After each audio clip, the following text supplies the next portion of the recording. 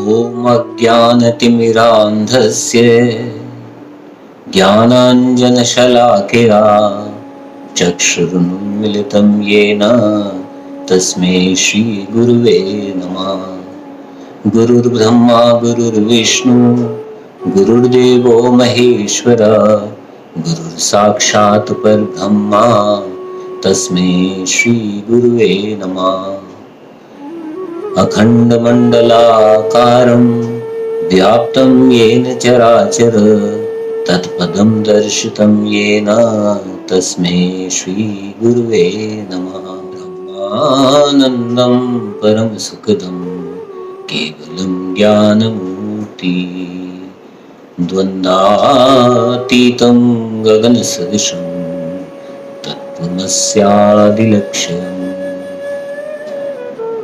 तो सबसे पहले गुरु को वंदना करते हैं, जिनकी कृपा से हमारे मन में ये विचार उपजते हैं कि हम भगवान की कथाओं का श्रवण करें।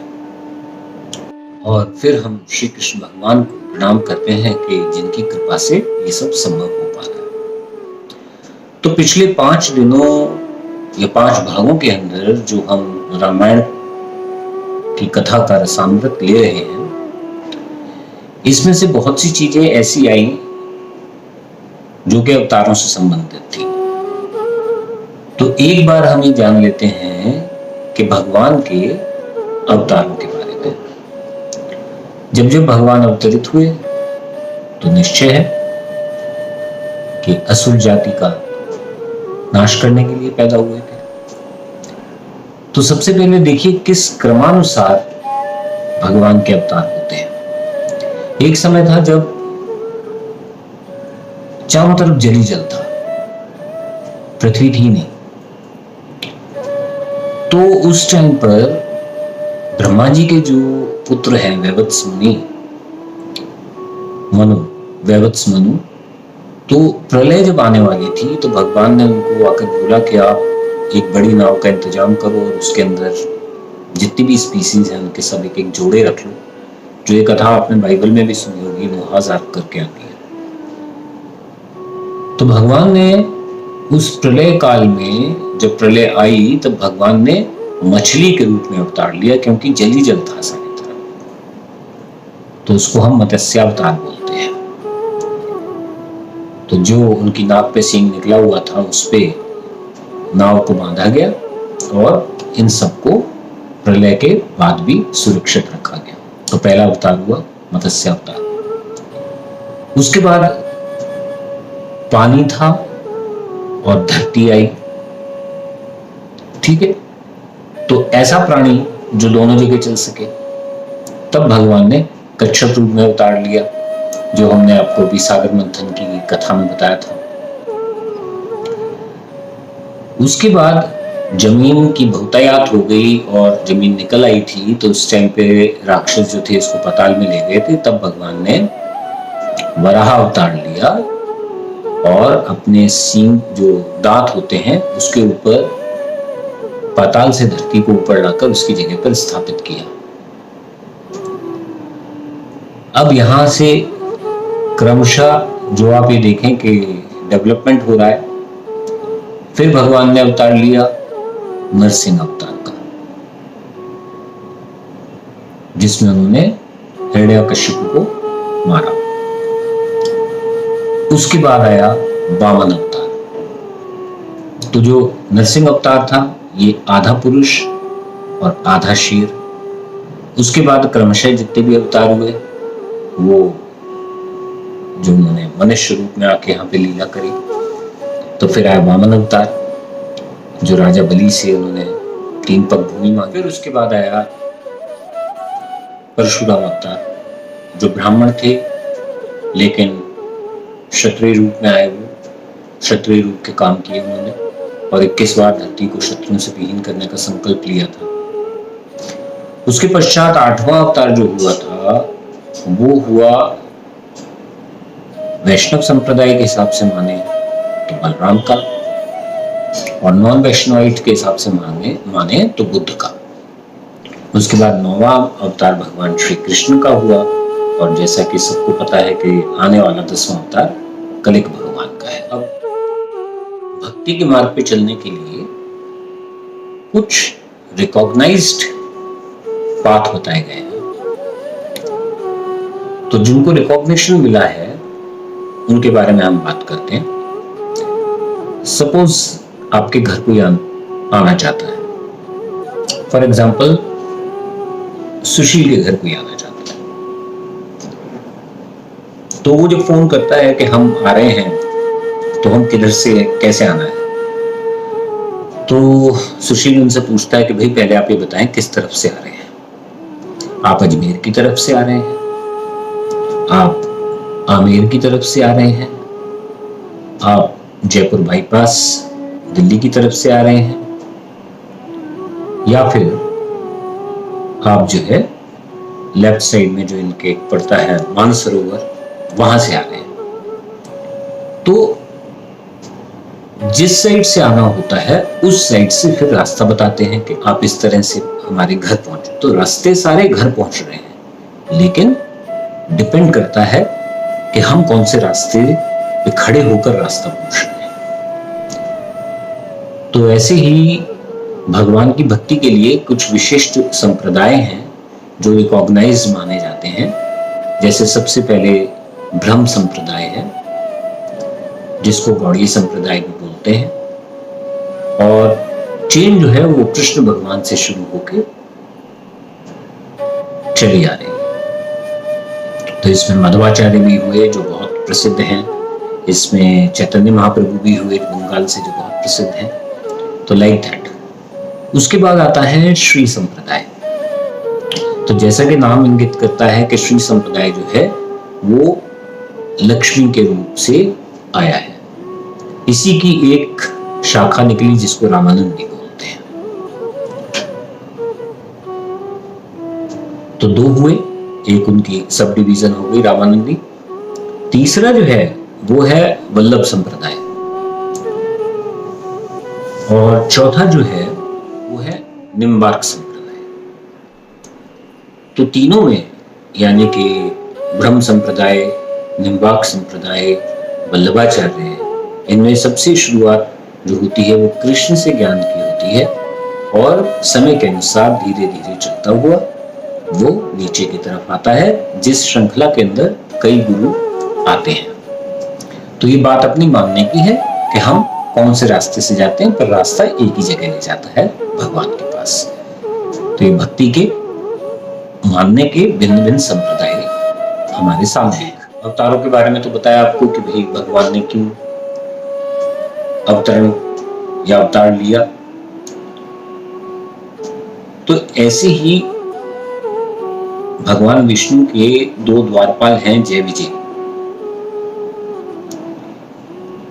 तो कहा जाता है कि एक बार कुमारास जो ब्रह्मा जी के मानस पुत्र हैं, सनत कुमार, सनानंद आदि, ये चार भाई हैं जो हमेशा 5 वर्ष की अवस्था में ही रहते हैं। तो ये द्वार पे आए और उन्होंने भगवान विष्णु से मिलने की इच्छा प्रकट की। तो द्वारपालों ने इनको बच्चा समझ के उनका भगवान विष्णु ऐसे नहीं मिलते, वो आराम कर रहे हैं। अब ये बहुत पहुंचे हुए सिद्ध थे, तो इन्होंने जय विजय को श्राप दे दिया कि तुम अपनी स्थिति से गिर जाओ और मृत्यु लोक में जाओ। तो ये सब सुनकर भगवान विष्णु वहां पे आए और उन्होंने कारण पूछा, तो जय विजय ने उनको बताया। तो फिर भगवान ने कहा, देखो इन्होंने आपको बोल दिया है तो मैं कुछ कर तो सकता नहीं हूं, लेकिन फिर भी मैं तुम्हें एक ऑप्शन देता हूं कि अगर तुम दोनों 3 जन्म ऐसे लो कि जिसमें तुम मेरे विरोधी हो, तो मैं तुम्हें मार कर वापस तुम्हें अपनी जगह पे ले आऊंगा। तो उन लोगों ने, जय विजय ने सोचा कि भाई अनंत समय तक मृत्यु लोक में बने रहने से तो अच्छा है 3 जन्म ऐसे लो जिसमें भगवान के विरोधी होकर काम करें, और फिर भगवान द्वारा हमें मोक्ष प्राप्त हो जाए। तो सबसे पहले उन्होंने हिरण्याक्ष और हिरण्यकश्यप इन 2 रूप के अंदर वो आए, जिनको भगवान ने मारकर और वापस धाम भेजने के लिए उनका प्रगति निश्चित कर दी। दूसरी बार यही दोनों जय विजय रावण और कुंभकर्ण के रूप में आए, जिनको भगवान श्री राम ने आकर उद्धार किया। और तीसरी बार श्री कृष्ण के समय में ये लोग शिशुपाल और दंतावक्र इन दो रूपों में आए, जिनको भगवान कृष्ण ने इनका वध किया और इनको वापस इनकी पोजीशन जय विजय जो इनके लोकपाल थे भगवान विष्णु के, वहां गुणों की बात कर रहे थे। तो 50 ऐसे गुण हैं जो किसी भी लिविंग एंटिटी में, जो कि मनुष्य रूप या किसी रूप में भी हो, तो उसके अंदर ये बड़े आंशिक रूप के अंदर मिल जाते हैं 50 गुण। लेकिन इन 50 गुणों के अलावा यहाँ तो क्या प्रॉब्लम है कि जो लिविंग एंटिटी में मिलेंगे वो सीमित, बहुत सीमित अंश रूप में मिलेंगे, लेकिन जब भगवान में होते हैं तो वो अपरिमित होते हैं। तो इन 50 के अलावा 5 ऐसे गुण हैं जो शिव और विष्णु में मिलते हैं, तो हो गए 55। इसके अलावा 5 गुण ऐसे हैं जो सिर्फ नारायण में मिलते हैं, तो हो गए 60। उसके बाद 4 गुण ऐसे हैं जो कृष्ण के अलावा किसी में नहीं मिलते हैं, तो कृष्ण जो है वो 64 गुणों से परिपूर्ण है। अब एक बड़ी मजेदार बात यह है कि राधा रानी में 25 गुण होते हैं, यानी 25 क्वालिटीज होती हैं। लेकिन देखिए कि वो 64 गुण वाले श्री कृष्ण भगवान को कंट्रोल कर सकते हैं। तो ये गुणों के बारे में था जो मैं आपको एक शॉर्ट क्लिप के अंदर बताना चाहता था। कल हमने कथा कहां तक सुनी थी कि विश्वामित्र जी को ब्रह्मर्षि का पद प्राप्त हुआ और वशिष्ठ जी ने उसको स्वीकार कर लिया और दोनों की शत्रुता जो बहुत समय से चली आ रही थी वो खत्म हो गई। अगली सुबह राजा जनक ने विश्वामित्र जी को आमंत्रित किया महल में, और मन में सोचा कि जरूर कोई विशेष कारण होगा जिसकी वजह से यहाँ पे आए हैं। तो उन्होंने बड़े आदर से पूछा कि क्या ऐसा कारण हो सकता है जो मैं आपकी कोई सेवा कर सकूं। तब विश्वामित्र जी ने कहा कि देखो, राम लक्ष्मण जिनके बारे में कल मैंने आपको बताया था, राम जो है वो भगवान शिव का धनुष जिसकी आप वर्षों से पूजा करते आ रहे हैं वो देखना चाहते हैं। तो राजा जनक ने कहा जरूर। तब उन्होंने राम को बताया कि ये धनुष जो था शिव ने राजा दक्ष जो कि उनके ससुर थे उनके यज्ञ को विध्वंस करने के लिए उठाया था और सभी देवताओं को मार देने की चुनौती दी थी, क्योंकि उस यज्ञ में शिव का यज्ञ भाग नहीं दिया गया था।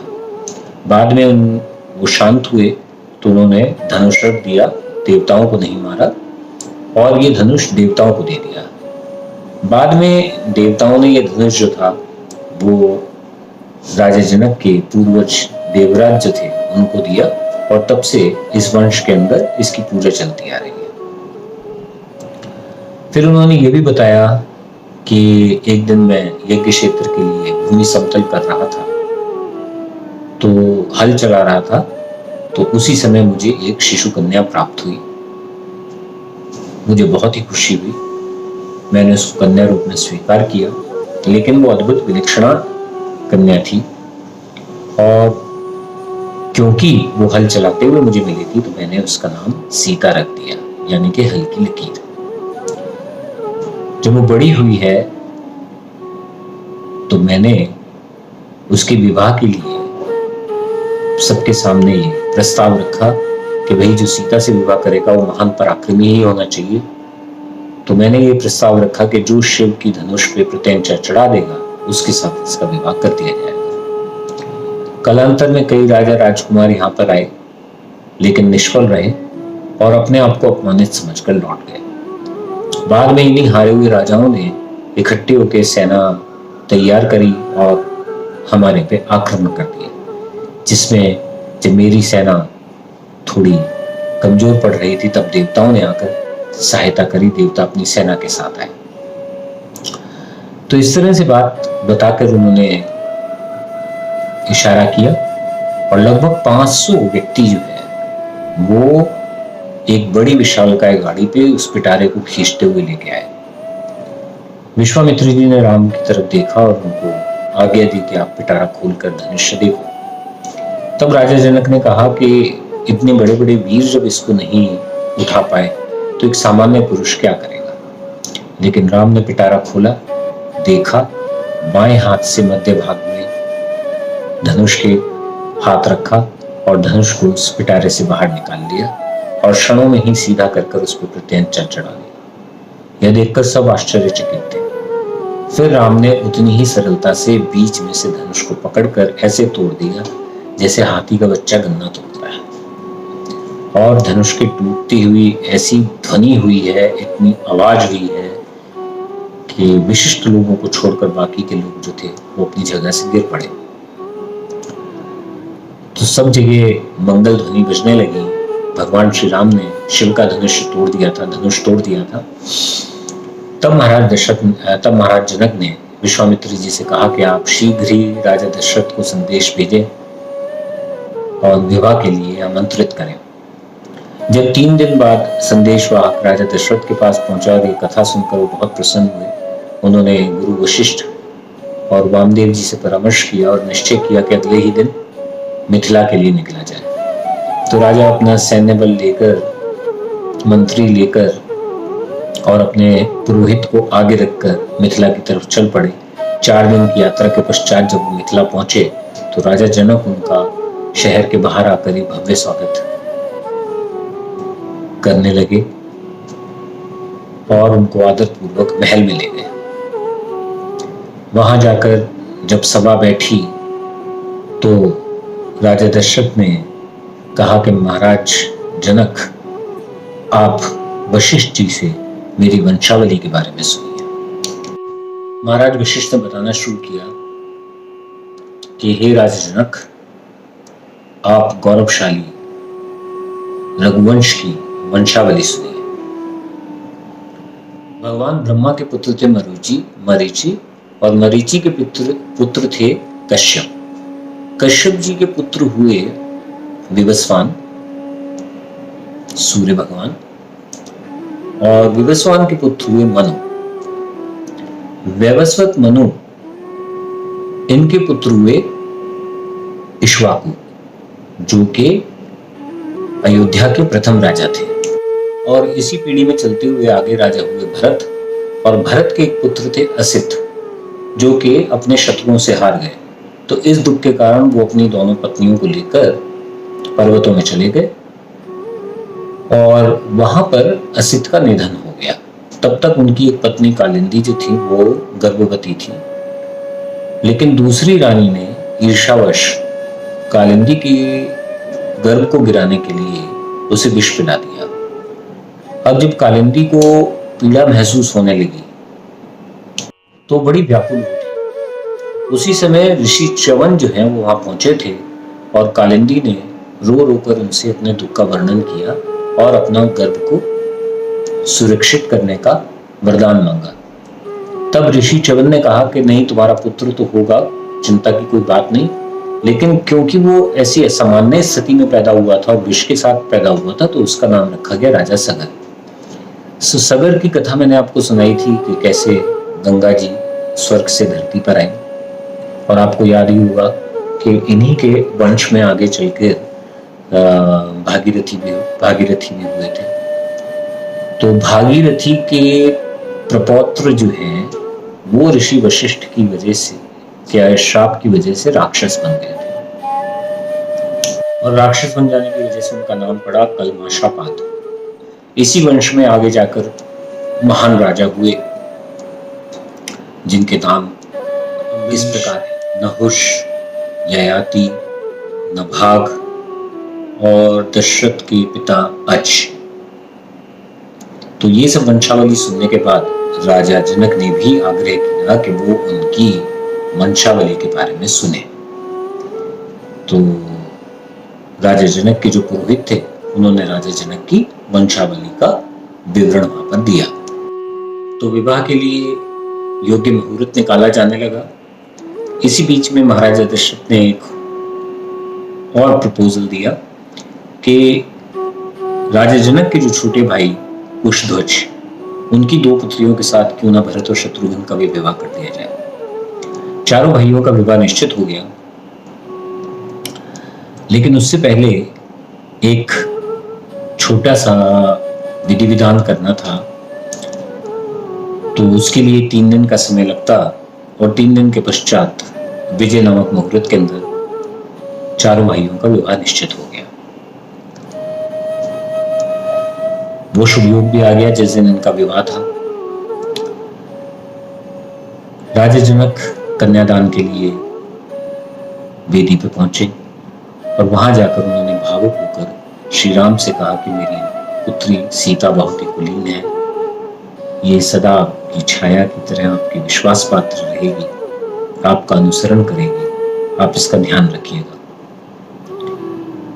तो पहले तो सीता जी का हाथ राम जी के हाथ में दिया गया, फिर उर्मिला का हाथ लक्ष्मण जी के हाथ में दिया गया, मांडवी का हाथ भरत के हाथ में और श्रुतकीर्ति का हाथ शत्रुघ्न जी के हाथ में दिया गया। इस तरह चारों भाइयों का विवाह संपन्न हुआ।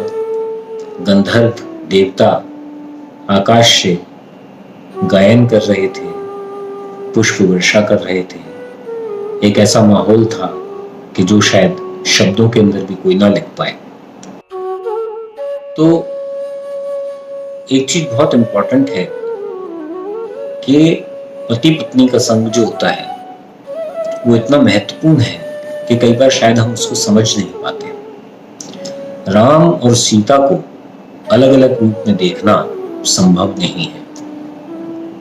मटेरियलिस्टिक लोग या भौतिक इच्छाओं वाले लोग कई बार क्या करते हैं कि श्री राम को ध्यान में रखकर सीधा ही शक्ति की, देवी की उपासना करते हैं। लेकिन देवी जो है वो भौतिक समृद्धियां दे सकती हैं और वो ऐसी है जैसे मृत्यु का आलिंगन करना। लेकिन अगर यदि हम राम और कृष्ण को ध्यान में रखकर ही अपने सब कर्म को करें तो देवी स्वयं ही हम पर अपनी कृपा बरसाती है। कोई सा भी रूप देख लीजिए आप। तो इसीलिए कभी भी, जैसा मैंने पहले भी कहा है, कि अपनी इच्छाओं की पूर्ति के लिए भक्ति ना करें। भगवान को प्रेम करते हैं इसलिए उनकी भक्ति करें। एक बार भगवान को चाहें तो सही। जब वो चाह आपको लग गई तो उसका स्वाद ऐसा है कि बाकी के जितने भी स्वाद अभी तक जो आपने चखे हैं वो सब उसके सामने नगण्य लगेंगे। तो मन से भगवान की उपासना कीजिए। कार्य आपके अपने आप पूरे हो जाते हैं यदि आपके कर्म अच्छे हैं। और ये सोच लेना कि भक्ति करने से मेरे ऊपर कोई कष्ट नहीं आएगा, ये भी गलत है। क्योंकि आपको कर्मों के विधान के बारे में एक बार डिस्कशन किया था कि प्रारब्ध कर्म क्या होते हैं और ये सब। तो जो कष्ट आपके अपने कर्मों की वजह से लिखे हैं वो तो आएंगे, लेकिन भक्ति का सहारा लेने से फायदा ये हो जाता है कि जो आपको बड़े रूप में चीज आकर प्रभावित करती वो बहुत छोटे से रूप में निकल जाती है। और ऐसा आप कई लोगों ने अनुभव भी किया होगा। आप घर से काम के लिए बाहर निकल रहे हैं, बहुत सजग हैं, बहुत स्मार्ट है, आप कोई चीज बिना ध्यान के नहीं करते, लेकिन ना जाने दरवाजे पे कौन सी ऐसी कील निकली थी या तार निकली हुई थी कि आपकी उंगली उसको रगड़ती हुई निकल जाती है और बूंद मात्र आपका खून वहां से निकल जाता है। अगर यही भगवान की भक्ति ना की हो तो वो घटना किसी बड़ी दुर्घटना के रूप में भी सामने आ सकती है। तो ये सोचना कि भगवान की भक्ति से हमें सब कुछ अच्छा ही अच्छा मिलेगा, गलत है। ये सोचना कि हमारा कोई अनिष्ट नहीं होगा, बुरा नहीं होगा, गलत है। जो हमने कर्म किए हैं उनका भुगतान तो हमको करना ही है, क्योंकि ईश्वर खुद अपने कर्मों का भुगतान करते हैं। आपने देखा हुआ है, जब श्री रामचंद्र जी ने बाली को छुपकर मारा था तो उस कर्म का भुगतान उनको कृष्ण जन्म में करना पड़ा। वो बाली एक शिकारी बना और कृष्ण भगवान पेड़ पर बैठे हुए थे, उनका पैर लटका हुआ था, उनके पैर में मणि तो स्वरूप है ही जो शिकारी को एक हिरण की आंख की तरह लगी और उसने उनको भेद दिया, जिससे कि श्री कृष्ण भगवान इस धरती को छोड़कर चले गए थे। तो क्रियाएं तो सब भगवान ने अपने हिसाब से ही करी हुई थी, लीलाएं सारी उन्हीं की नियोजित थी, लेकिन ये दिखाने के लिए कि कर्मों का भुगतान करना पड़ता है, इससे कोई नहीं बच सकता। तो इस बात को दृढ़ता से स्वीकार करें। इसीलिए कहते हैं कि रोज अपने कर्मों को अच्छा बना लो। जो पास्ट में हो गया उसका तो अपन कुछ नहीं कर सकते, लेकिन जो भविष्य में होने वाला है उसकी नींव आज के कर्मों पे रखी है। तो इस तरह से शानदार विवाहोत्सव संपन्न हुआ। जैसे आप जानते हैं पुराने समय, अभी के समय में भी कई कई दिन तक विवाह के उत्सव चलते हैं, ऐसे ही उस टाइम भी चले थे। फिर जब सब उत्सव पूरे हो गए तो अगले दिन सुबह विश्वामित्र जी हिमालय की तरफ चले गए और राजा दशरथ अपने चारों पुत्रों को, चार अपनी उनकी बहुओं को लेकर और साथ में जो राजा जनक ने ढेरों प्रचुर मात्रा में दहेज दिया था उसको लेकर अयोध्या की तरफ लौट चले। अगले भाग में आगे की कथा सुनेंगे। तब तक के लिए जय श्री राम।